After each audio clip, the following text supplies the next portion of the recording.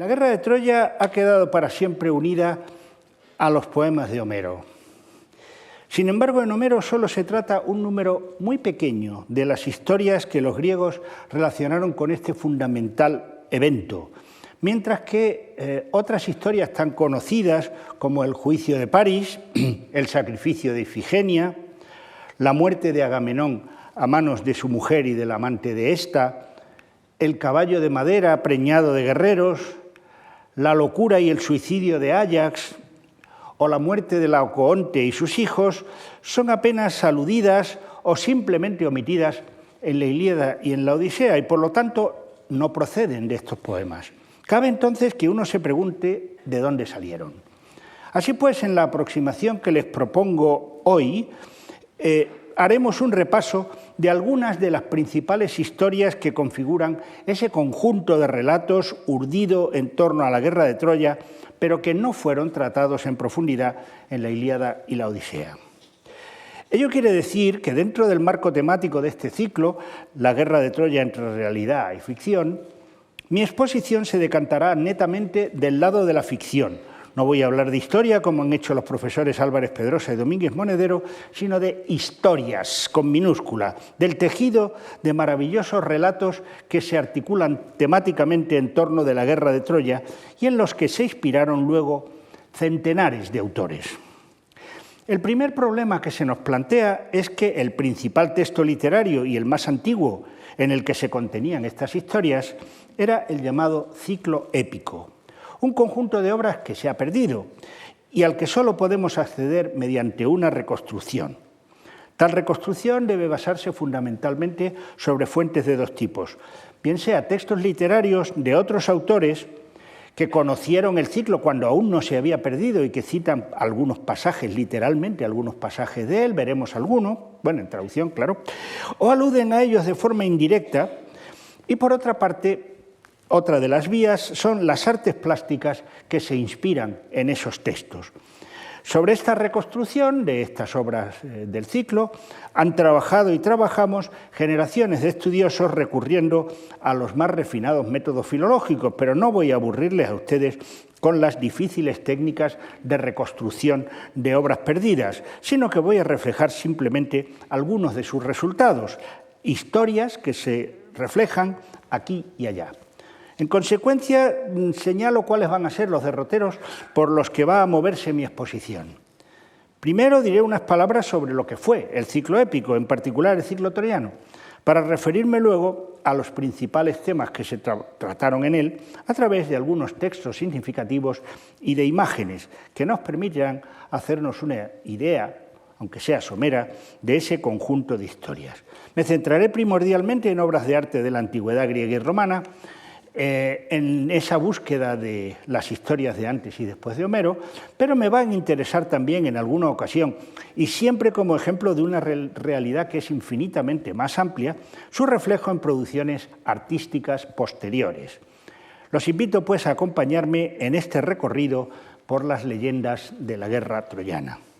Comienzo por referirme al ciclo épico.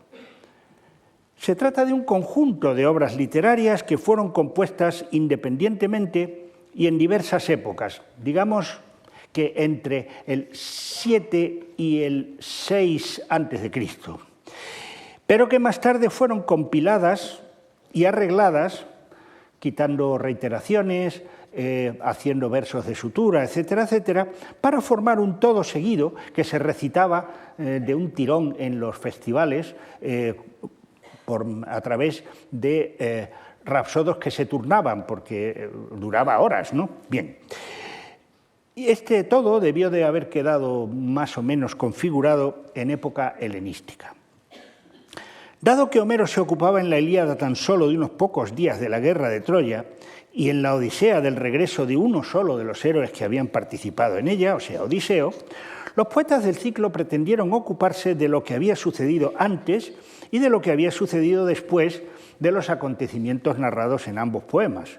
La poesía cíclica comenzaba nada menos que con el origen del mundo y de los dioses, que seguía a continuación con el llamado ciclo tebano, es decir, la historia de Edipo, de sus hijos Eteocles y Polinices y de la toma de Tebas por los llamados epígonos, que eran hijos de los héroes que fracasaron en el primer intento de conquistar la ciudad, mientras que el ciclo troyano se dedicaba a los antecedentes, desarrollo y consecuencias de la guerra de Troya. Naturalmente, dado que esta conferencia se inserta en el ciclo dedicado a la guerra de Troya, solo me voy a ocupar del ciclo troyano. El ciclo responde a una actitud humana ante las historias que aún hoy experimenta, por ejemplo, el espectador de películas o de series de televisión. El público de ayer y de hoy, al que se le narra una historia, no es consciente, naturalmente salvo si reflexiona sobre ello, de que lo narrado no tiene como los hechos reales un antes y un después. ¿Quién no se ha sentido defraudado cuando al final de la película llega demasiado pronto y uno se pregunta si el protagonista se casa o no con la chica, sin darse cuenta de que ni se casa ni no se casa, porque una vez que termina la película no hay más historia, o sea, los personajes no prolongan su vida después de la película. Hay una estupenda película de Woody Allen, La Rosa Púrpura del Cairo, en donde el personaje que sale de la pantalla dice, no, yo no sé qué sucede después, pues claro, no sucede nada después, ¿no? Bien, de manera que los avispados productores de películas se apresuran a satisfacer esa frustración de los espectadores de una historia de éxito, ofreciéndoles inmediatamente la segunda, la tercera, la cuarta o la quinta parte, incluso eso que se llama con el horrible nombre de precuela, o sea, los antecedentes. De modo semejante, los oyentes de los poemas de Homero oían contar en la Ilíada sucesos de apenas unos días de guerra. Si bien el poeta es pródigo en alusiones a otros acontecimientos anteriores o incluso profetiza otros posteriores. Y oían contar en la Odisea el regreso de uno de los héroes a su hogar, Odiseo, aunque algunos personajes aluden someramente a lo que les ocurrió a otros guerreros en ese accidentado regreso. También contiene la Odisea un pequeño poema en boca de un Aedo sobre la caída de Troya y el caballo de madera. Pero todo eso dejaba enormes lagunas en la información. Y sin duda la Ilíada y la Odisea eran poemas de inmenso éxito. Por lo tanto, en un primer momento no extraña que hubiera un gran interés por parte de otros poetas, tan avispados como los productores de Hollywood, para cubrir esos huecos de información, o sea, para narrar en diversos poemas los datos que faltaban de las historias a un público ávido de saberlos. Poco a poco se fueron creando poemas que acabaron por configurar el ciclo troyano, que narraba en un larguísimo texto todos los acontecimientos, incluso englobaba a la Ilíada y la Odisea, que se recitaba todo seguido, ¿no? El conjunto que componía el ciclo troyano comenzaba por el poema llamado Las Ciprias, acontecimientos anteriores a los que cuenta la Ilíada. Después se insertaba la Ilíada, cuando se insertaba en el ciclo también, a lo que seguían unos pequeños poemas que contaban acontecimientos posteriores a la guerra de Troya. La Etiópida, la pequeña Ilíada y el saqueo de Troya, que contaba la entrada del caballo de madera y la caída de Troya. Seguía el regreso de los héroes a su hogar en un poema que se titulaba así, Los regresos, y que se continuaría naturalmente con la Odisea. Cerraba el ciclo un poema infecto, la verdad es que es un poema pésimo, que se llamaba La Telegonía, que contaba historias sobre Odiseo y su muerte. Y a partir de ahí ya se agotaba todo el antes y el después de la guerra de Troya y ya no se continuó por ese camino, ¿no? Bien, en su mayoría estos poemas primero pasaron por ser de Homero, porque sus autores consideraron más rentable hacerlo así. Hoy sabemos que son posteriores y de diversos poetas, pero no voy a entrar en detalles sobre esas cuestiones filológicas.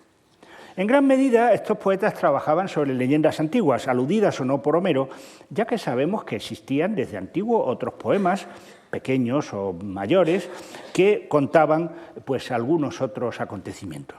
Y otras veces simplemente se inventaron los episodios o se basaron en unas palabras que decía Homero para desarrollar a partir de ahí una historia y todo eso. Algo que ya advirtió un individuo que desconocemos en realidad quién es, solo sabemos su nombre, y sabemos que hizo un resumen del ciclo troyano, que nos viene, por cierto, estupendamente, porque como nos da el resumen de los acontecimientos, luego podemos ir colocando los fragmentos o las noticias que tenemos en ese resumen y nos ayuda mucho, ¿no? Proclo nos dice una cosa muy interesante, dice: los poemas del ciclo épico se conservan e interesan a la gente no tanto por su valor como por la coherente sucesión de los acontecimientos. Es decir, Homero no tiene coherente sucesión de acontecimientos. Empieza por un acontecimiento, narra cosas que habían sucedido antes, salta a lo que ha sucedido después, y los poemas del ciclo lo que intentan es presentar los acontecimientos en orden cronológico. Algo así como el germen o el desarrollo de lo que luego sería la historia. Es un poco eso. Pero también hay una voluntad de intensificar, como ocurre en las continuaciones y secuelas de obras en todos los periodos, ¿no? Alien 1 tiene un Alien, pero Alien 3 tiene 54 aliens, porque ya uno solo ya es poco, ¿no? Digamos, cada nueva serie, nuevo episodio de una serie tiene más explosiones, más destrucciones, más que toda la anterior, ¿no? Porque pues, si no, pues es ya una cosa manida, ¿no? Y el ciclo, entonces, pues desarrolla el elemento maravilloso, que está muy ausente de la Ilíada. Homero no es nada dado a los elementos maravillosos o mágicos, el ciclo sí. O también los elementos amorosos, tampoco la Ilíada es pródiga en elementos amorosos. Lo más próximo que hay a algo amoroso es la despedida de Héctor y Andrómaca, que es una digamos, modesta reunión de un matrimonio que se despide para el hombre para ir a la guerra, etcétera, estas cosas, ¿no? Pero el ciclo multiplica los elementos eróticos, historias de amor loco y en general los novelescos. Veremos algunos ejemplos. Bien, Proclo ya digo que nos ayuda con su resumen a articular los testimonios, ¿no? Y por lo tanto podemos reponer un poco cuál era la línea de acontecimientos. Pero luego, con la inmensa riqueza temática que tuvo, el ciclo sirvió de cantera principalísima para las tragedias. Sin duda, las 4 o 5 primeras tragedias que acudan a nuestra mente estarían basadas en las obras que componían el ciclo. Ya Esquilo decía que sus tragedias eran porciones del gran banquete de Homero. Y cuando dice Homero, no está diciendo la Ilíada, porque ningún argumento de Esquilo tiene nada que ver con la Ilíada, ¿no? O sea, Esquilo habla, por ejemplo, en la Orestía, habla de Agamenón, y todo esto es la guerra de Troya, y no la tratada por Homero, sino la que aparece, por ejemplo, en Los regresos, como es al que ya me he referido antes, ¿no?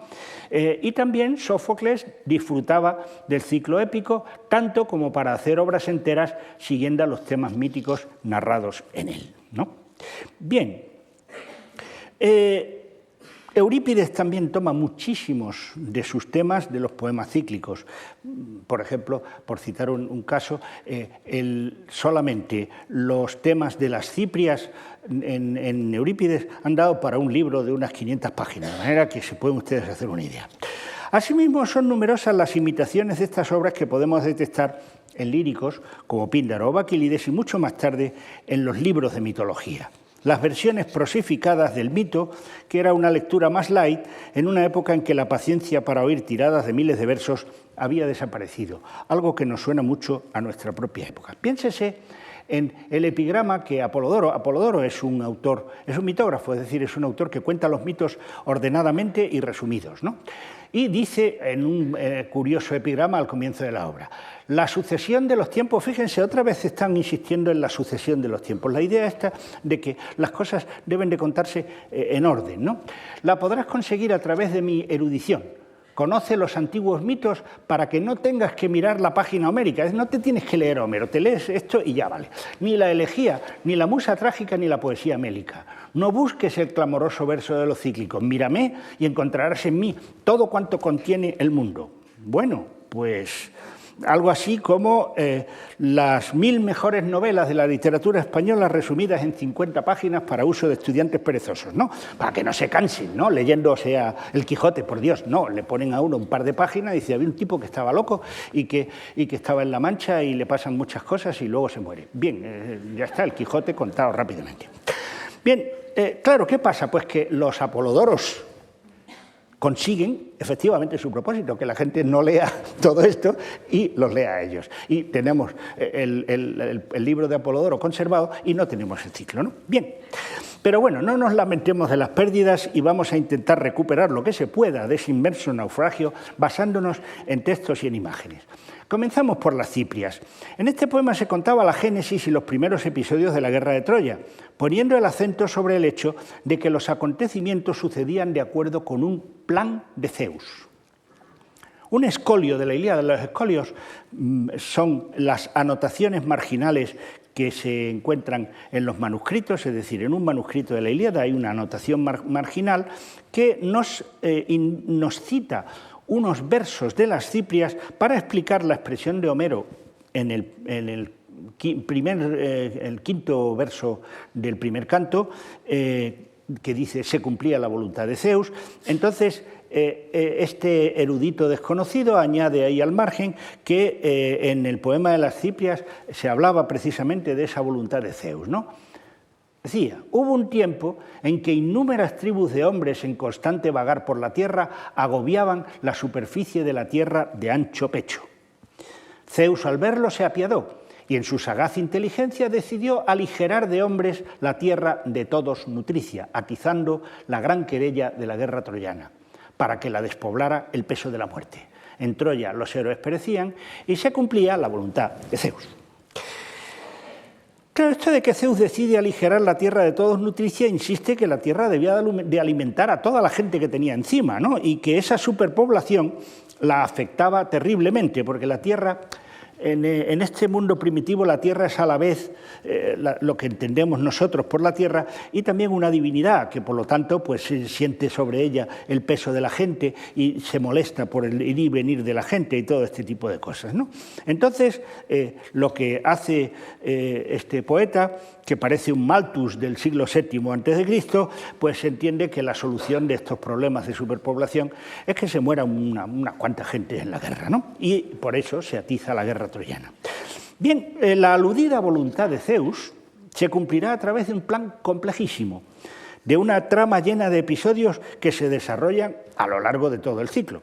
Para poner en marcha los designios de Zeus, se necesitaban dos requisitos fundamentales. Por una parte, el héroe que más mortandad va a producir, o sea, Aquiles.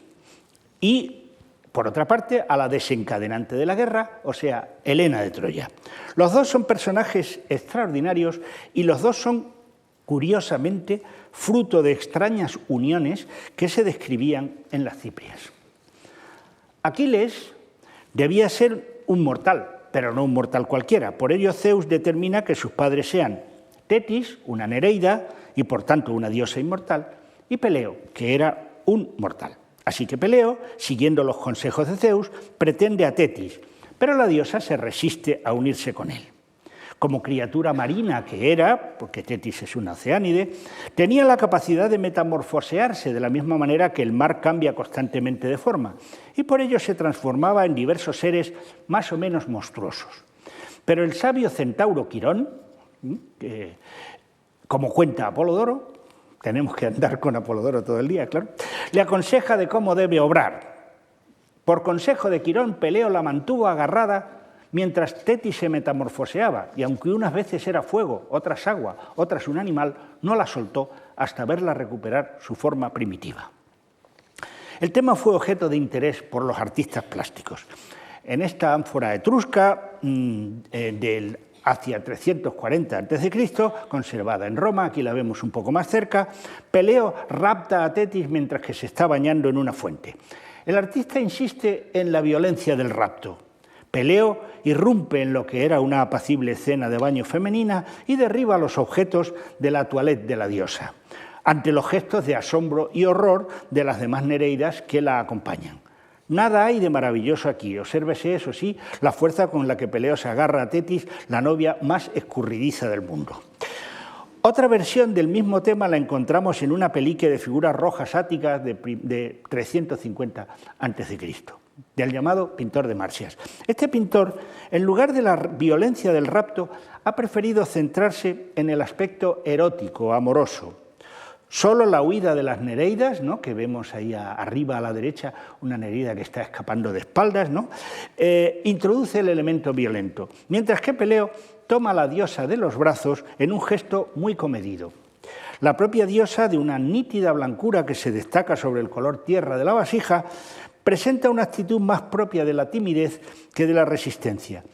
Pese a que la convención iconográfica griega es que los hombres tengan el color del vaso mientras que las mujeres lo tengan blanco, en esta representación solo son blancos Tetis, que está destacada por su desnudez, frente a las nereidas en el centro de la composición, y Eros, que introduce la presencia del amor y que se destaca también por el color. Eros es el de las alas, obviamente. De este modo, los dos personajes quedan unidos entre sí y nítidamente separados del resto, enfatizando así el aspecto amoroso de la escena. La idea de la metamorfosis se insinúa de una manera muy curiosa, ¿no? Si ven ustedes aquí, esto que hay aquí es una especie de monstruo, ¿no?, que está agarrándose al pie de Peleo, que se supone que es uno de los monstruos en los que se transforma Tetis. Luego vamos a ver que esto se desarrolla de otras maneras. Claro, el problema de la pintura es que no puede representar acontecimientos sucesivos. La literatura sí, la literatura dice, me convierto primero en esto, luego en esto y luego en esto. Pero una pintura tiene que pintar una cosa que está quieta. ¿Y cómo represento, diría el artista, cómo represento yo las metamorfosis? Y las representa colocando al lado de la diosa los seres en los que se transforma. Ahora veremos algunos casos, ¿no? Este pintor de un plato beocio de figuras negras de 500 a.C. ha preferido centrarse en el tema de las metamorfosis. Ahí lo tenemos, ¿no? Una serpiente, otra serpiente, una fiera, todo eso. Y eso sí, Peleo agarrado. Siempre que vean ustedes un vaso en el que hay un señor agarrándose a una mujer como si no hubiera un mañana, es Peleo, ¿eh? En el Museo Arqueológico Nacional tienen ustedes algunos ejemplos magníficos, precisamente, ¿no? Bien, en cambio, el pintor pues, hace este subterfugio de representar al lado a los animales en los que la diosa se transforma. En cambio, el pintor Duris reduce las metamorfosis a esa fiera que está encima, ¿no?, en una composición mucho más sobria y elegante, mientras que la persistencia de Peleo en sujetar a la escurridiza novia tiene algo de delicado, que obtiene la respuesta de una leve sonrisa de la diosa que se arregla coquetamente el vestido, ¿no? Como muestra de la libertad de los artistas en el tratamiento de los temas, en este otro vaso, a una ánfora ática del 510 a.C., vemos a Peleo asiendo a Tetis, que se metamorfosea en fuego, ¿no? Esto que tienen ustedes ahí, eso son llamas, ¿no? ¿Va? Y, por supuesto, en las fieras que están abajo, y aparece el centauro Quirón. Uno dice, ¿qué pinta aquí el centauro Quirón? Pues que era el que había, ¿se acuerdan?, el que había aconsejado a Peleo que hiciera esto. Entonces Quirón aparece aquí también en el vaso. De camino, pues así se puede rellenar la panza del vaso, que es muy grande, poniendo otros personajes. De modo que, vencida por la tozudez de Peleo, Tetis se casa con él. La boda debió de tener un tratamiento minucioso en el poema y se narraría con todo lujo de detalles. De esta parte, sin embargo, solo sabemos que Quirón le regala a Peleo una lanza que será luego de Aquiles. Vemos cómo se alude a este tema en un escolio, recuerdan, un comentario de estos al margen, dicen: las bodas de Peleo y Tetis, los dioses reunidos en el Pelión para el banquete, le traían obsequios a Peleo. Quirón, tras haber arrancado un rozagante fresno, lo preparó para una lanza. Dicen que Atenea la pulió y Hefesto la guarneció. Con esa lanza, Peleo destacaba en los combates y después de él, Aquiles. Bueno, se cuenta en el ciclo una historia muy peculiar de esa lanza, ¿no?, para que vean ustedes esta afición del ciclo a los elementos maravillosos. Esta lanza tenía la propiedad de que si hería a alguien, esa herida solo se podía curar con la propia lanza. Es decir, que la lanza hería y la lanza curaba.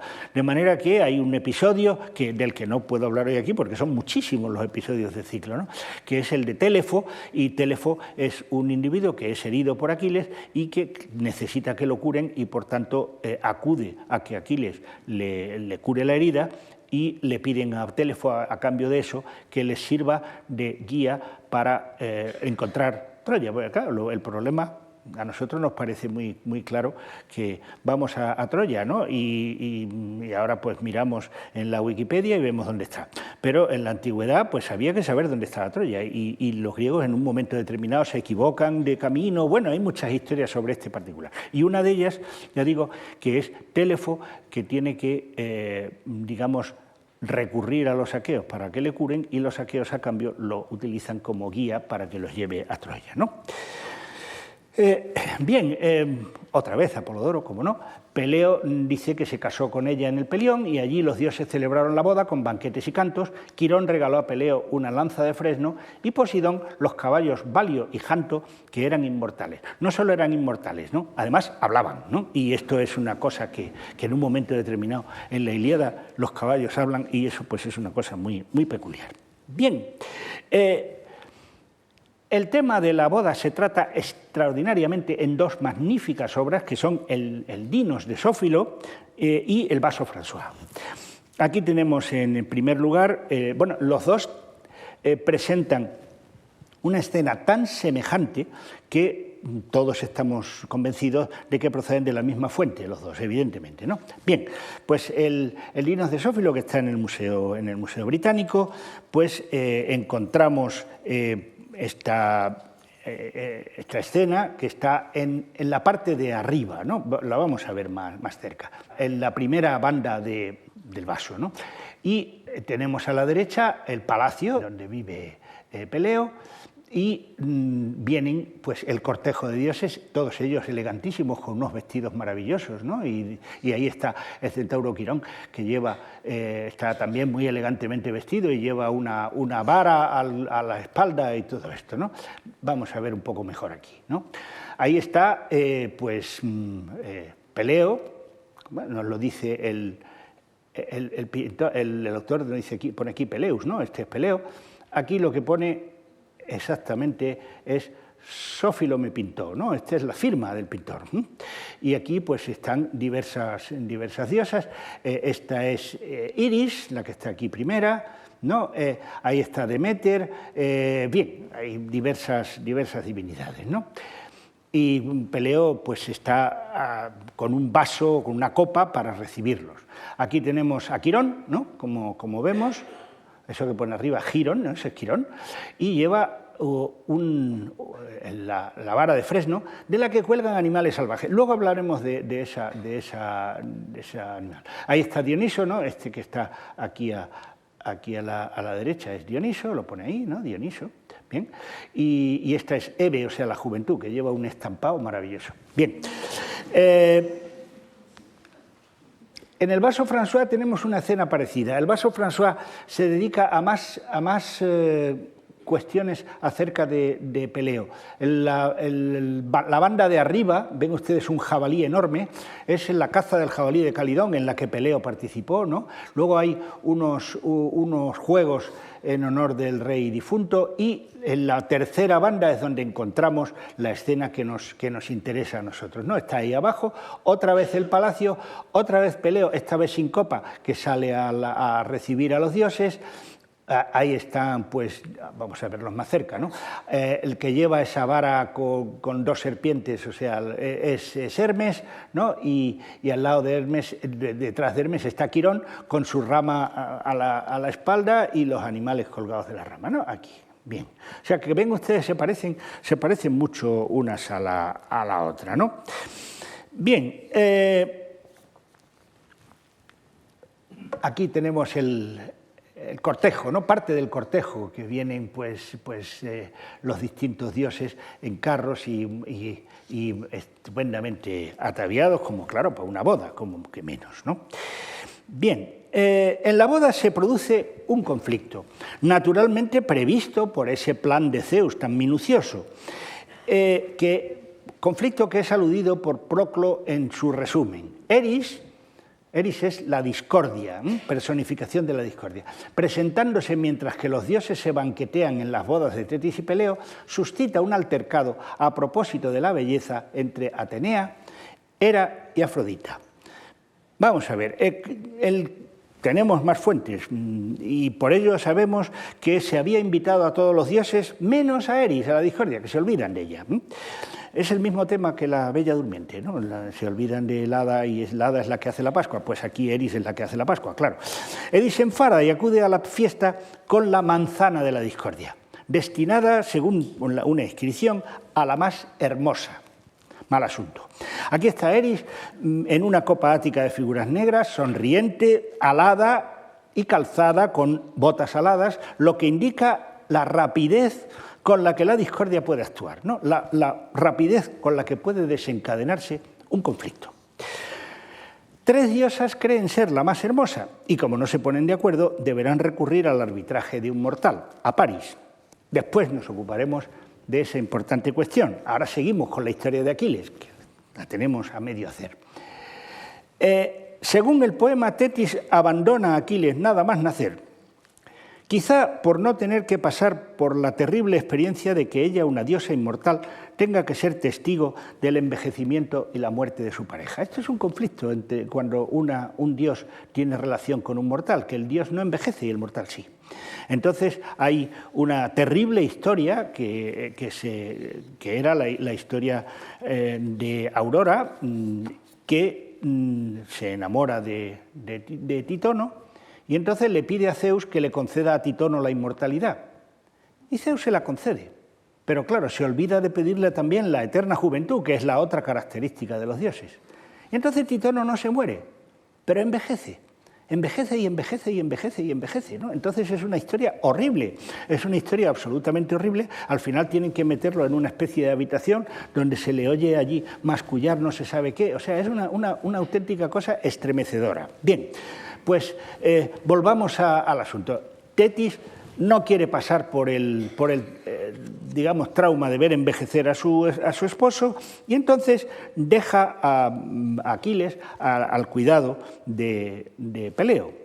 Y Peleo entonces le encarga la crianza de Aquiles al centauro Quirón, ese personaje tan importante. No, los centauros, que tienen ese cuerpo híbrido de hombre y de caballo, representan una especie de intermedio entre la vida civilizada y la naturaleza, teniendo lo mejor de ambos. Por ello conocen como nadie los secretos del mundo natural y por ello se les elige para criar héroes. El magisterio del centauro produce una síntesis entre la fuerza de lo natural y la sabiduría de la civilización, y el héroe, así criado, tiene la fuerza de los seres primitivos, pero también su inteligencia. Como héroe destinado a un coraje desmesurado, es criado por Quirón con entrañas de animales salvajes para desarrollar su fiereza. El tema de la crianza de Quirón solo lo conocemos en la literatura a partir de textos del siglo II a.C., lo cual podía habernos hecho suponer que sería un desarrollo tardío de la leyenda, pero no, la iconografía nos dice todo lo contrario. Hemos visto ya cómo estaban los animales salvajes colgando de la rama de Quirón, ¿no? Y en una serie de piezas tan antigua como esta es fragmentaria, está hecha un asco, pero se ve, es nada menos que del 650 a 625 a.C., o sea, siglo VII, un poquito después de las Ciprias, 20, 30 años después de las Ciprias, y tenemos ahí la rama de la que cuelgan los tres animales salvajes, ¿no? En esta se ve mejor. Aquí tenemos, en este Lécito ático, está ahí Quirón recibiendo a Aquiles de manos de Peleo. Lo tenemos también en este mismo tema y lo tenemos también aquí. Es decir, que este tema se hace muy popular, ¿no? Y observemos también algo muy curioso, ¿no? ¿Cómo se representa un centauro? Pues el centauro se representa un señor muy elegantemente vestido que luego tiene detrás un trasero y unas patas de caballo. Pero bueno, las dos delanteras son de hombre. Bueno, dejemos entonces a Aquiles y a Quirón empeñado en convertirlo en un feroz guerrero y nos vamos ahora al otro pilar del plan de Zeus para diezmar a la humanidad, el tema de Helena. En este caso se encarga de engendrarla el propio Zeus y para ello busca como pareja a Némesis, otra diosa que también se metamorfosea para librarse de su acoso de forma paralela a cómo se comportó Tetis, la madre de Aquiles, con Peleo. De esta escena se nos ha conservado un fragmento de la obra, ¿no?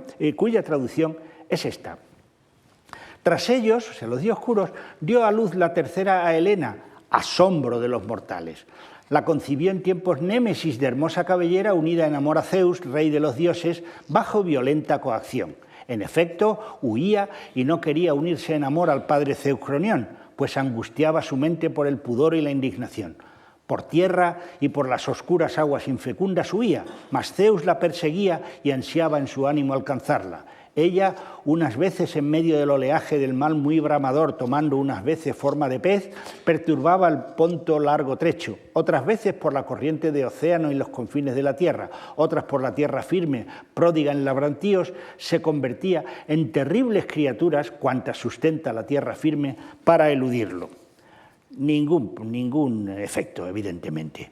En Némesis, en una de sus metamorfosis, se convierte en oca y Zeus se convierte en cisne y se une a ella. Némesis, como era una oca, pone un huevo, claro, y el huevo es acogido por Leda y de ese huevo nacerá Helena. En otras versiones posteriores, porque esto era muy complicado, esto de que lo tenga Némesis, luego lo recoja Leda y todo eso. En versiones posteriores, que son las que luego se generalizan, es directamente Zeus el que se une a Leda convertido en un cisne, ¿no? Y aquí tenemos, por ejemplo, en esta lutróforo, una lutróforo, para que, es una palabra muy rara, pero para que ustedes se hagan una idea, es sencillamente el vaso que se utiliza cuando la novia va a casarse para el baño nupcial. Y también se utiliza para cuando un individuo se muere, para, digamos, el baño previo a la sepultura, ¿no? Y algunas de ellas tienen en la parte inferior o sea, el fondo, ¿no? Lo tienen agujereado con objeto de que la lutróforo se pone encima de la tumba, se le echa agua y el agua le llega al difunto, ¿no? Bien, pues los difuntos, según la mentalidad de los griegos, tenían muchísima sed. Bueno, pues en esta lutróforo, como digo, aparecen ahí arriba Zeus, Afrodita y Eros, indicando el proyecto de Zeus y las intenciones amorosas, y abajo Leda aparece besando apasionadamente al cisne. Ya digo que en esta versión ya no está Némesis, ¿no? Ahí lo que pone, vamos a ver, ahí arriba, eso, ahí pone Leda, ¿no? Ya esta es la versión con Leda directamente. Y abajo del todo aparece Eros y un ciervo, que es también un símbolo erótico. El tema del nacimiento de Helena de un huevo interesó a los artistas. Vamos a ver algún ejemplo. En esta lutróforo de Paestum vemos a la niña saliendo del huevo, a Tindáreo, el esposo. Claro, es que el problema de Leda es que estaba casada, eso a Zeus tampoco le importaba demasiado, pero claro, pues su marido, el marido de Leda, que es Tindáreo, pues no entiende nada de ese huevo del que sale una niña, ¿no? Y, en fin, y ahí tenemos a Leda, que va muy contenta a abrazar a la niña, ¿no? También tenemos una representación semejante aquí, ¿no? Con la madre, con el padre, con la niña, todo esto. Y en cambio en esta escultura, pequeña escultura de caliza, apenas mayor del tamaño de un natural, de un huevo, se ha representado a Helena en forma de una tierna criaturita a punto de salir del cascarón. Probablemente lo hizo un artista de Metaponto en una fecha que pudo ser el IV a.C. Es una pieza absolutamente única, ¿eh? No hay nada parecido a esto en ninguna parte. Una variante singular del tema la hallamos en una cratera de Campana Apulia de la primera mitad del IV. Esta es una versión cómica. Reproduce una escena teatral de un tipo de teatro que se producía en el sur de Italia, que se llamaban los flíacos, ¿no? Ahí lo tienen escrito, imagen de flíacos. Los flíacos hacían una especie de pantomimas en las que se representaban temas mitológicos de un modo cómico. Los personajes iban con barrigas falsas, con falos falsos y, bueno, pues hacían una representación muy chocarrera. Aquí tenemos pues a un flíaco, que no sabemos si es Hefesto o es Tindáreo, que quiere romper el huevo de un hachazo y otro lo detiene, mientras que aparece Helena de dentro del huevo como una bailarina saliendo de una tarta, ¿no? Ya tenemos a los dos protagonistas creciendo, pero nos falta el desencadenante de la guerra, que ya habíamos visto larvado cuando dejamos a las tres diosas convencidas de ser las más hermosas y vimos que habían decidido recurrir al arbitraje de un mortal, o sea, París. El juicio de Paris es el primer concurso de belleza conocido y al mismo tiempo el primer caso conocido de soborno judicial. Como nos cuenta brevemente el resumen de Proclo, como no, aquí tenemos a Proclo, las cuales, o sea, Atenea, Hera y Afrodita, son conducidas por Hermes de acuerdo con el mandato de Zeus a presencia de Alejandro. Alejandro es otro nombre de Paris. Si ustedes oyeron la conferencia del profesor Pedrosa, habló de que en los textos hititas aparecía un Alaxandu de Wilusa, ¿no? O sea, Alexandros de Ilio, este nombre. Y es curioso porque Alaxandu es un nombre griego y Paris, en cambio, es un nombre probablemente troyano. Parece que es que en relaciones internacionales los troyanos reales, la única vez que me voy a referir a los troyanos reales utilizaban a veces nombres, digamos, nombres griegos para relacionarse con los griegos a la manera en que por ejemplo, pues un tabernero de la línea de la Concepción puede poner Paco Bar con genitivo sajón, ¿no? Como si fuera un... Bueno, de manera que tenemos como este tema, ¿no? Pues se acaba diciendo que Alejandro prefiere a Afrodita, enardecido por la promesa de la boda con Helena. Es decir, Afrodita le ofrece que se casaría con Helena, que era la mujer más guapa del mundo. Bien, sin dejar aún los textos, vemos un precioso fragmento de las Ciprias en donde se describe cómo se adorna la diosa para ganar el concurso. Se puso sobre su cuerpo los vestidos que las gracias y las horas habían hecho y teñido con cuantas flores primaverales traen consigo las horas: azafrán, jacinto, violeta lozana, hermoso capullo de rosa, dulce como el néctar, cálices fragantes como la ambrosía, en flor de narciso y de lirio. De este modo Afrodita se atavió con vestidos perfumados por todas las estaciones. Bien, veremos cómo este mismo tema puede ser, una vez más, representado de formas muy diversas por los artistas plásticos. En esta Idia ática de figuras negras, hacia 540, aparece un Paris barbado y con cetro. Paris es este que está aquí a la derecha, ahí. Y aquí, este que está aquí es Hermes, ya hemos visto que mandan a Hermes, ¿no? Y aquí están las tres diosas, ¿no? Hera, Atenea y Afrodita. Bien, si se fijan ustedes, es curioso porque parecen acogotar a Paris, ¿no? O sea, no es que sea que la representación del vaso, como la foto está frontal, esto se vea. No, es que si uno ve el vaso desde el lado derecho, tal como lo vemos, Paris está pegado a la línea que limita la escena. O sea, está como si le hubiera venido encima una cosa que no está muy por la labor de hacer, ¿no? Y en esta otra representación la tenemos, digamos, también de una forma parecida. Aquí, en este caso, Paris está representado como un hombre mayor, un hombre barbado, y que lleva una lira, ¿no? Indicando pues ese carácter aristocrático.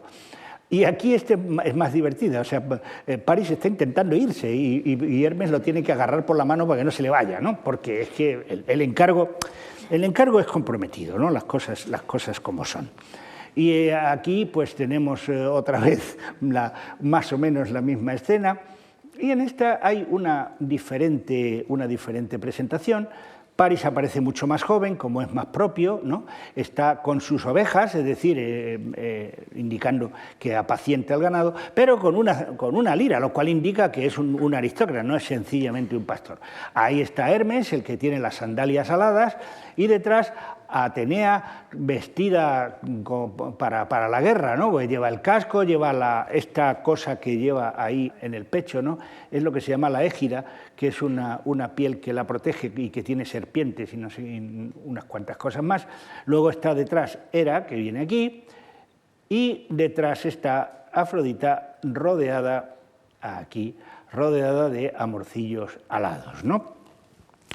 De manera que la postura del brazo de Atenea indica que va a hablar la primera y le va a ofrecer a Paris el heroísmo militar. Después Hera, regia, con el cetro, le ofrecerá la soberanía, y Afrodita, que es la que va a ganar, le ofrece el amor de Helena. Bien, en esta otra obra, pues el autor ha preferido presentar una escena anterior al propio juicio de París, ni siquiera está París, está ahí Hermes dialogando tranquilamente con las diosas, ¿no? Con Atenea y con Hera, mientras que detrás de él pues Afrodita se está organizando el escote, ¿no? Bien, el tema tendrá luego muchísimo éxito. Hay juicios de París por la historia de la pintura para aburrir. Voy a citar algunos de los más interesantes, es este de Rubens, evidentemente, y sobre este de Rubens se elabora este otro que voy a ponerles para indicar cómo, evidentemente, se pueden hacer muchísimas cosas con el juicio de París. Es esta foto de Eleanor Antin, que en el 2007 hace su propia versión del juicio de París, ¿no? Una versión en la que Atenea es una especie de Lara Croft, ¿no? Afrodita es una sofisticada dama de compañía y era una ama de casa, con el aspirador y todo, ¿no? Y Helena está ahí enfurruñada detrás de París y de Hermes, pues que Hermes sí tiene un sombrero con una especie de ala, ¿no? Para indicar que es Hermes, pero vamos, poca cosa más. De manera que ven ustedes cómo pues, los temas se pueden tratar de unas múltiples maneras, ¿no? Una vez que París ha triunfado, porque le ha dado la manzana a Afrodita, pues hay un pequeño problema, ¿no? Y es que Helena estaba casada. Helena estaba casada con Menelao, el rey de Esparta, por lo que París tendrá que raptarla. Y así nos lo cuenta Proclo. Tras poner pie en la ceremonia, Alejandro es hospedado en casa de los Tindáridas y después en Esparta en la de Menelao. Alejandro, en el transcurso de un festín, le hace regalos a Helena. Después Menelao zarpa en dirección a Creta tras haberle encargado a Helena que les procure a los huéspedes lo necesario. Es, por otra parte, por parte de Menelao, una pequeña, digamos, incongruencia, ¿no? En fin, hasta que partan. Entre tanto, Afrodita se une a Helena con Alejandro. Fíjense que hay una insistencia siempre a decir que Helena, en cierto modo, está, digamos, influida, que no es que Helena cometa el adulterio por su propia iniciativa, sino porque son los dioses los que intervienen, ¿no? Hay un famoso discurso filosófico de Gorgias sobre Helena, ¿no? Entonces dice, bueno, Helena o actuó porque los dioses se lo mandaban, y en cualquier caso, en ninguno de los casos, Helena es culpable, o está poseída por la fuerza del amor, o está, digamos, encaminada por los dioses. En cualquiera de los dos casos no hay manera de sustraerse a eso, por lo tanto, Helena es inocente, ¿no? Bien. Dice después que Hera les envía una tempestad. Hera es la diosa que habitualmente trata de estorbar a casi todo el mundo. Sobre todo cuando ese casi todo el mundo tiene que ver con los amores de su esposo. En este caso no. En este caso es que Hera es, digamos, defensora de los troyanos y sabe perfectamente que el rapto va a producir un problema grave y por eso les manda una tempestad. Luego dice que, tocando en Sidón, Alejandro se apodera de la ciudad y tras emprender la navegación hacia Troya, celebra por fin las bodas con Helena. Bien, aquí tenemos una representación geométrica de Tebas, o sea, geométrico es el arte del siglo VIII, 735 a 720, es antiquísimo. El problema es que no estamos seguros de que sea París y Helena. Es un hombre que lleva a una mujer a un barco. Pueden ser efectivamente París y Helena, y es lo más probable, pero también podría ser Teseo y Ariadna, o podría ser Jasón y Medea. De manera que este es el problema de eso que se dice, ¿una imagen vale más que 1000 palabras? Pues no. Una imagen es una imagen, y si no nos explican quiénes son, pues no. Hemos visto que en el vaso François y en el caso del otro vaso del británico, ¿no? Todos los personajes tienen escrito el nombre. A lo mejor eso les resulta a ustedes extraño, pero la razón fundamental era que los alfareros atenienses exportaban sus piezas a todo el Mediterráneo. De manera que el vaso François está en Florencia, y allí estaba porque se encontró allí, es decir, que había llegado a Italia. Y los clientes que compraban estos vasos no tenían por qué conocer las las leyendas griegas. Entonces les ponían los letreros para que el poseedor supiera qué era lo que estaba viendo allí, ¿no? Bien. En esta versión, el pintor ha preferido representar a Helena en el gineceo, mientras sus sirvientas la adornan y preparan los instrumentos de la seducción. Y Paris, a la derecha, vestido con gorro frigio, porque para eso es troyano, pues aparece como un voyeur complacido con lo que ve. En una variante del anterior, en esta cratera de Campana Apulia, nos permite ver cómo los modelos se simplifican. Ahora es la propia Helena la que está simplemente abriendo la caja de cosméticos en presencia de Paris. Y como en muchas otras ocasiones, las representaciones antiguas sirven de inspiración para los modernos.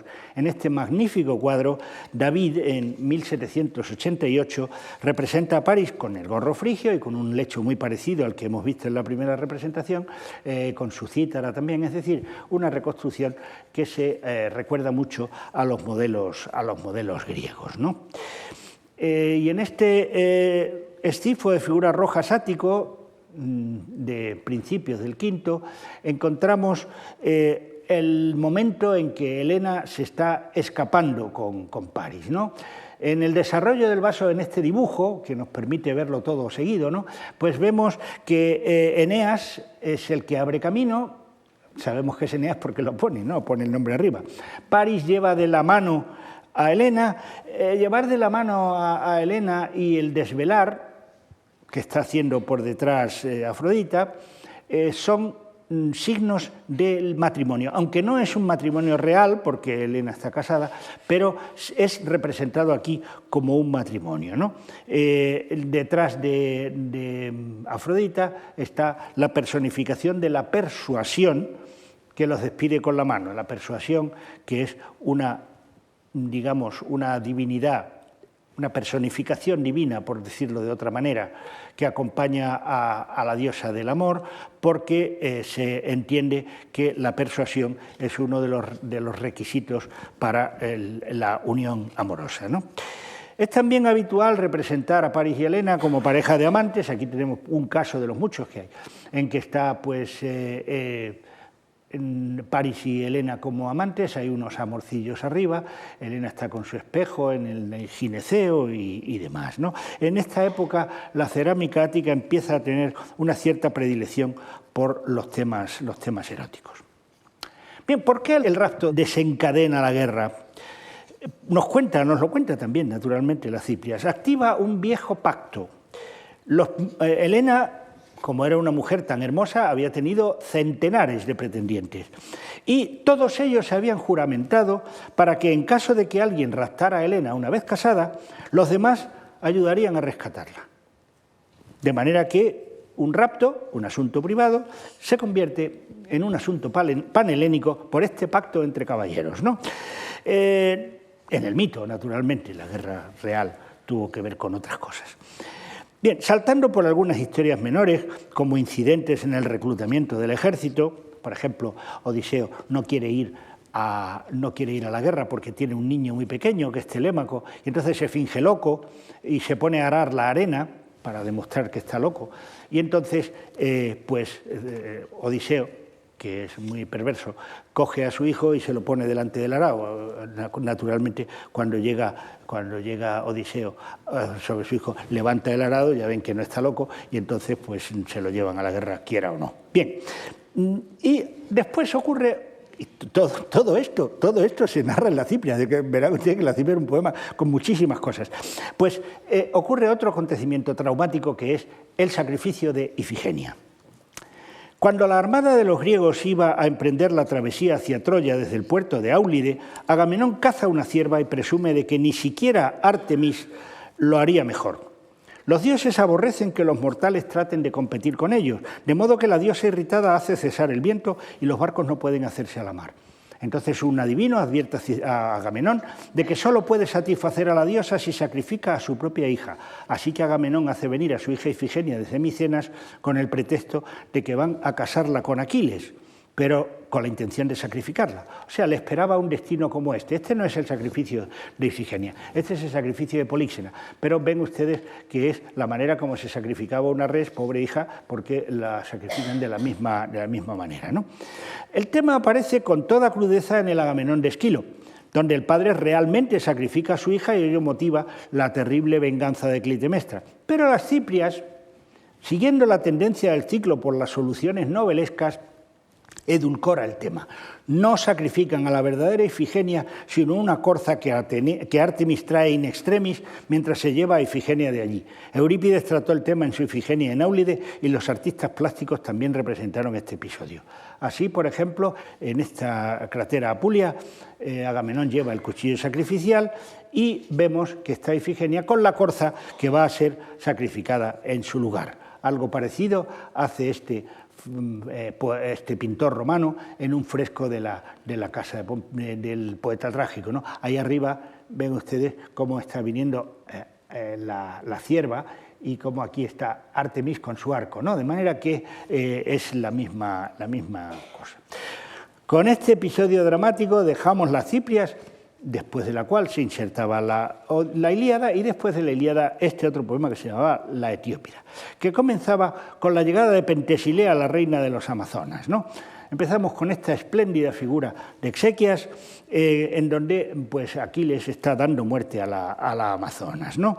Es curioso porque se nos dice en el resumen que luego otro griego acusa a Aquiles de que se había enamorado de Pentesilea después de matarla, ¿no? Bueno, en esta representación no hay nada que nos haga suponer semejante cosa, pero sí en esta, ¿no? En esta otra vemos cómo... Aquí lo vemos más cerca, ¿no? Primero, Pentesilea no va armada. Pentesilea va pues, con pendientes, vestida como una mujer elegante, y hay un cierto intercambio de miradas, bueno, un poco menos violento que el anterior, ¿no? Y en este relieve del Sebasteón de Afrodisias, pues tenemos ya una cierta expresión de piedad con Aquiles sujetando a la amazona moribunda. Es curioso porque representa un modelo en la distancia de esta otra escena, representada casi en nuestros días por Thorvaldsen, ¿no? Curiosamente, Thorvaldsen no pudo ver el primer caso, el Sebasteón de Afrodisias ha estado sepultado hasta el año 90 y tantos, de manera que no lo había visto. Todavía dentro del poema de la Etiópida llega un nuevo aliado, ¿no? Memnón. Y se contaba en el poema que cuando van a combatir, Hermes debe pesar las almas para saber quién de ellos va a morir. Es lo que se llama la psicostasia, ¿no? El pesado de las almas. En la Ilíada hay una escena semejante. También Zeus pesa las almas de Héctor y Aquiles antes de que entren en el combate y la de Héctor se va para abajo, es decir, es el que va a morir, ¿no? Lo encontramos también en esta otra copa, aquí está Hermes, ¿no? Y también pues encontramos escenas en las que están los dos héroes combatiendo y sus madres que están detrás de ellos, ¿no? Sus madres, que son naturalmente pues, Tetis, la madre de Aquiles, y Eos, la madre de Memnón, ¿no? Aquí las tenemos otra vez. Y aquí está la escena del pesado, ¿no? No se ve extraordinariamente bien, pero vamos, eso que Zeus tiene en la mano es una balanza, ¿no? Y aquí a la derecha ya está el combate, es decir, siguiendo la panza del vaso, nos encontramos con que los dos héroes están combatiendo, ¿no? Y sin embargo, Duris, que es otro maravilloso artista griego, pues ha preferido representar en otra escena distinta, ¿no? El momento en el que Aurora recoge compungida el cadáver de su hijo Memnón, cuyos miembros cuelgan flácidos por la muerte. Algunos comentaristas han comparado esta iconografía con la de la Pietà, ¿no? En que la Virgen sostiene el cuerpo muerto de su hijo. Los modelos iconográficos se extienden mucho más allá de las culturas, las religiones o de los tiempos para reaparecer mucho tiempo después. El alivio de Tetis durará poco. Aquiles había decidido cuando era joven que prefería una vida corta y gloriosa a una vida larga y tranquila. Y entonces, pues ello provoca que tiene que morir, y muere efectivamente en este poema, ¿no? Aquiles era invulnerable porque su madre lo había bañado en la Estige, o sea, en la laguna de los infiernos, para hacer su cuerpo invulnerable. Pero lo sujeta por el talón, porque tiene que sujetarlo de alguna manera mientras que lo mete en el agua, ¿no? Y ese punto es donde la mano de Tetis había impedido que el agua tocara la piel del niño, y por ese punto Aquiles era vulnerable. Entonces, vemos en esta ingenua representación como París está matando a Aquiles tirándole flechas al talón. No se ve la flecha ahí por el camino de una manera un poco ingenua. La muerte de Aquiles produce una gran lucha por el cadáver. Aquí tenemos una ánfora calcídica perdida en donde se representaba todo este combate terrible. A la izquierda está Atenea con la égida, con las serpientes, ¿no? Luego está Áyax intentando proteger a Aquiles, que está muerto en el suelo, como vemos, con la flecha en el talón, ¿eh? O sea, el artista ha tenido el cuidado de representar que Aquiles está muerto con la flecha en el talón, ¿no?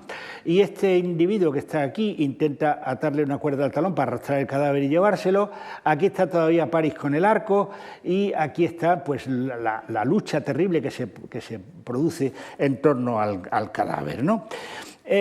Bien, Odiseo logra rechazar a los troyanos y permite que Áyax cargue con el cuerpo.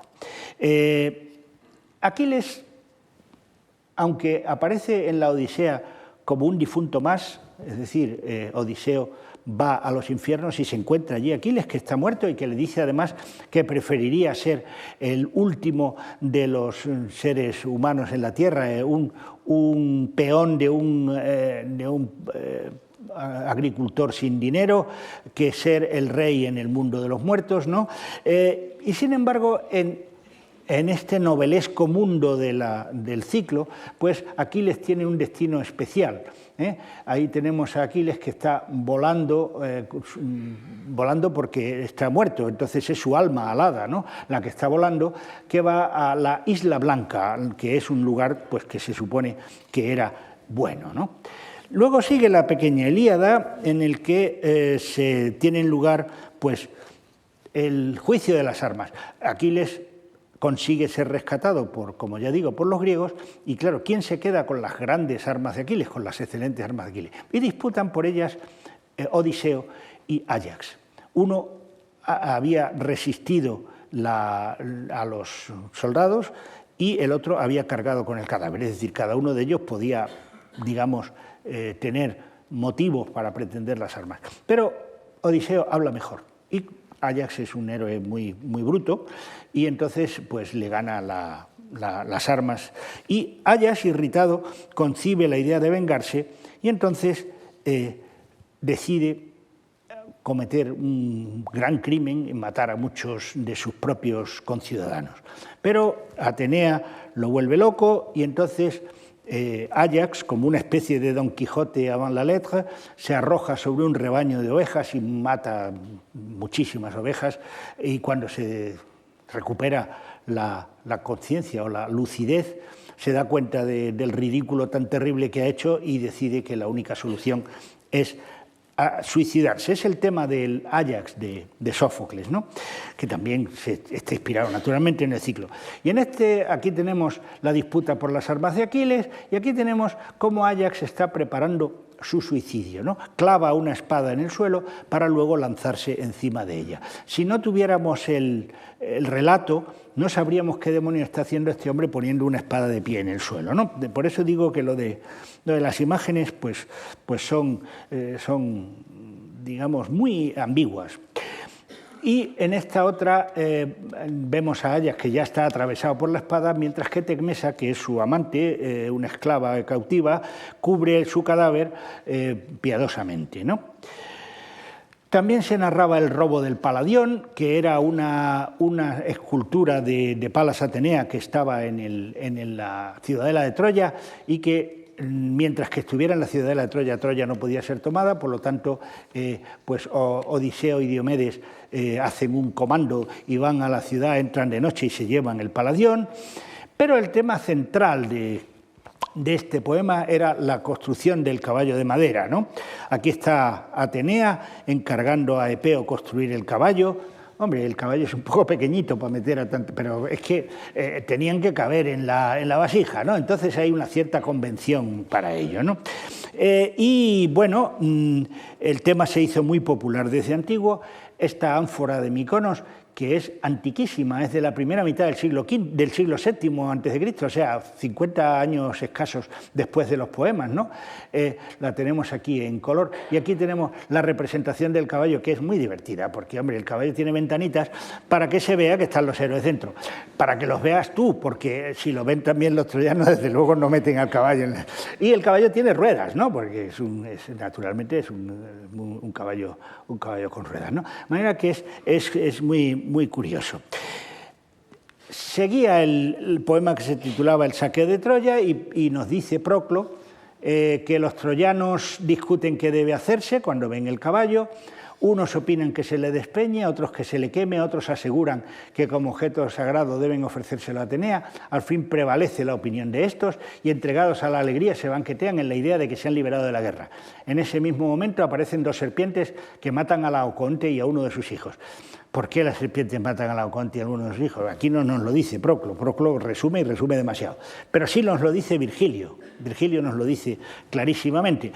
Laoconte dice que quemen el caballo, que lo tiren, porque eso no puede ser más que una trampa. Dice la famosa frase, Timeo Dánaos et dona ferentes. Temo a los dánaos aunque nos estén haciendo regalos, ¿no? Entonces, pues eso tiene razón de ser, le mandan los dioses que quieren que Troya caiga, naturalmente, para que ataquen a Laoconte. El tema es el motivo de este fantástico original que tenemos aquí, ¿no?, en los museos vaticanos, y también tienen ustedes ahí fuera un Laoconte de vaquero turcio, de manera que también hasta ahora nos llegan los Laocontes, evidentemente. Bien, hay numerosas escenas, se narraban en el poema numerosas escenas de combate dentro de la ciudad, pero las más terribles son dos escenas tremendas. Una es la muerte de Neoptólemo. Neoptólemo es el hijo de Aquiles que mata a Astianacte, que es el hijo de Héctor, cogiéndolo por un pie y tirándolo murallas abajo, porque dice que ninguna persona en su sano juicio que ha matado a un hombre deja con vida a su hijo, ¿no? Este es el argumento. Eso es una de las brutalidades de Neoptólemo, que es hijo de Aquiles, como digo, y la otra es matar a Príamo, el rey de Troya, que se había acogido a sagrado, es decir, que estaba sobre un altar, ¿no? Aquí tenemos a Neoptólemo dando muerte a Príamo. Aquí tenemos a Neoptólemo cogiendo al niño por la pierna para tirarlo, y el pobre Príamo está ahí ya pues o abatido o muerto. Pero aquí tenemos también a Neoptólemo dando muerte a Príamo con el que tiene en las piernas el cadáver del niño. Pero el hallazgo más siniestro que hacen los pintores es representar las dos escenas combinadas, haciendo que Neoptólemo ataque a Príamo utilizando al niño como arma, ¿no? O sea, es una cosa auténticamente horrorosa. Y sin embargo, esa cosa horrorosa se pone de moda y entonces se representa varias veces, ¿no? Tenemos diversas representaciones del mismo tema en uno y otro estilo, ¿no? También es interesante el tema de la huida de Eneas con Anquises, que aparecerá en la Eneida, ¿no? Y es un tema que se representa a menudo, lo tenemos aquí, bien. Y terminada la guerra, los griegos vuelven a sus hogares y las vicisitudes de su regreso eran tratadas, como digo, en un poema titulado Los regresos. Uno de los temas que se trataba en este poema era el regreso de Agamenón, que da lugar a la Orestea de Esquilo. Al cabo de 10 años de guerra, Clitemnestra, la esposa de Agamenón, que no le ha perdonado que sacrificara a su hija Ifigenia, se confabula con Egisto, su amante, para matar a Agamenón a su regreso. Luego, Electra y Orestes dan muerte a la pareja adúltera. Bueno, conservamos la Orestea de Esquilo, las Electras de Sófocles y de Eurípides y múltiples representaciones figuradas. Aquí tenemos, bueno, Aquí, por ejemplo, está Egisto, que está dando muerte a Agamenón. No sé si advierten ustedes que Agamenón tiene una cosa muy curiosa, y es que Agamenón se acaba de bañar y le han metido en una especie de albornoz que le deja las manos y entonces pues el pobre no se puede defender y lo matan miserablemente, ¿no? Detrás venía, aquí la teníamos, ¿no? El personaje que viene aquí detrás del todo es Clitemnestra, que venía con un hacha para rematar la faena, ¿no? También se narra el encuentro. Orestes, para vengarse, hace correr la voz de que ha muerto, con objeto de que no estén en guardia los amantes adúlteros, ¿no? Y se encuentra con Electra cuando Electra ha ido a la tumba de su padre a rendirle honores, y entonces tiene lugar el encuentro de los dos hermanos, ¿no? Y se reconocen y todo esto. Y aquí tenemos el momento en el que Orestes da muerte a Clitemnestra. Y en este es muy curiosa porque Orestes está a punto de matar a Clitemnestra y aquí arriba a la derecha tenemos una Erinis, o sea, una furia. Las Erinis son unas diosas que persiguen a las personas que derraman la sangre familiar. Las Erinis no habían perseguido a Clitemnestra porque Clitemnestra había matado a Agamenón y Agamenón no era de su sangre, era simplemente su marido, ¿no? Mientras que cuando Orestes mata a Clitemnestra, es a su madre y sí es su sangre, y por eso lo van a perseguir las Erinis. Y de hecho, este pintor ha tenido el acierto de representar al mismo tiempo la muerte de Clitemnestra y las consecuencias de esa muerte, que va a ser la persecución de las Erinis, ¿no? Bien, después de este poema venía la Telegonía, que era un poema absurdo, en el que aparece un hijo de Odiseo con Circe, llamado Telégono, que va a buscar a su padre y que lo mata sin reconocerlo. Y luego acaba ya auténticamente de una forma que parece una mala película de Hollywood, ¿no? La boda de Telégono con Penélope y la de Telémaco con Circe, sin comentarios. Bien, llegamos al final. Espero que se hayan hecho una idea del cúmulo de fascinantes historias que se contenían en el ciclo. Un grupo de poemas lleno de episodios que sirvió de cantera para muchas obras posteriores. Hemos visto también cómo entre imágenes y textos se establece una interesante relación. Cada uno obedece a sus propias leyes. El texto es discursivo, narra una cosa tras otra, nos cuenta el antes y el después, y puede detenerse en los detalles. Mientras que la imagen es impresiva, tiene que sugerir en un instante lo de antes y lo de después, concentrar el contenido en el limitado espacio de que dispone el artista. El pintor se inspira en los textos, pero los interpreta libremente. Nosotros no tenemos la información completa a nuestro alcance y solo conocemos estas historias a través de una milésima parte de lo que había, y sobre todo a través de esos monstruos tan necesarios como simplificadores que fueron los mitógrafos como Apolodoro o Higino, precursores de nuestros manuales y diccionarios de mitología. En esta situación nos es particularmente interesante el estudio combinado de las formas de presentarnos los mitos, la escrita y la plástica. Las imágenes nos ilustran los mitos, nos indican qué temas tienen éxito y cuáles no, y a veces cubren lagunas en nuestra información al mostrarnos en una fecha antigua un tema que creíamos tardío. Los textos, por su parte, nos explican las imágenes, nos permiten entender qué quieren decir, nos hablan de las historias de los personajes representados, del significado de sus gestos, que de otro modo tal vez fueran incomprensibles para nosotros. Unos y otras nos abren las puertas para poder interpretar cómo los griegos antiguos sentían y se imaginaban sus mitos, al tiempo que permiten descubrir en los artistas griegos diversos registros majestuosos, estéticos, eróticos o llenos de humor, algo que excede con mucho la condición que la modernidad tiende a darles como meras ilustraciones de textos. Muchas gracias.